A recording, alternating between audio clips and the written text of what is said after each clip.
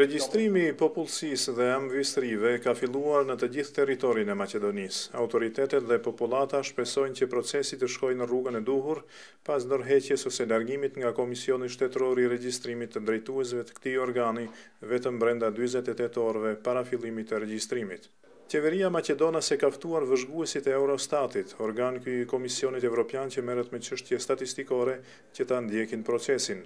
Nga enti i statistikave thonë se duhet respektohet ligji dhe metodologjia e regjistrimit duke filluar nga regjistruesit e instruktorët deri te zyrtarët më të lartë të organeve përkatëse. Drejtoria e entit shtetëror të statistikave Blagica Novkovska njoftoi se nuk guxon të ketë regjistrues monoetnik, por se gjithkund ka çifte multietnike. Секаде се денес на терен го почнале попишувањето мултиетнички парови. Ajo pranoi se kanë mbetur regjistrues pa trajnuar, por tha se ata janë në çift me kolegë të tjerë që kanë kryer kurset e nevojshme.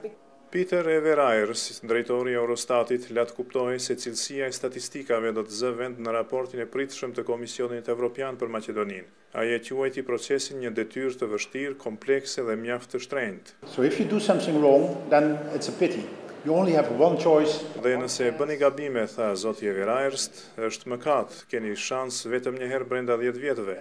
Ai shtoi se është thelbësore faza përgatitore e regjistrimit. Ndërkohë, zyrtarët e entit të statistikave dhe Eurostatit përsëri shkaktuan huti në lidhje me kategorinë e shtetasve të cilët banojnë dhe punojnë në shtetet jashtme, por që të paktën një herë brenda 12 muajve të fundit kanë qenë në Maqedoni. Shqiptarët në bazë të ligjit këmbëngulin që kjo kategori të regjistrohet këtu në Maqedoni nga familjarët e tyre. Regjistruesit dhe instruktorët në ditën e parë të procesit thonë se puna ka nisur kryesisht në barë. Punë që të shku sipas dinamikës së parafarë, ka pas ngecje në disa aspekte, megjithatë ka qenë nga ana teknike. Shqiptarët e patën bojkotuar regjistrimin menjëherë pas pavarësisë së vendit në vitin 91 dhe 94, ndërsa numri i tyre atkohë që vlerësuar nga 21 deri në 23%.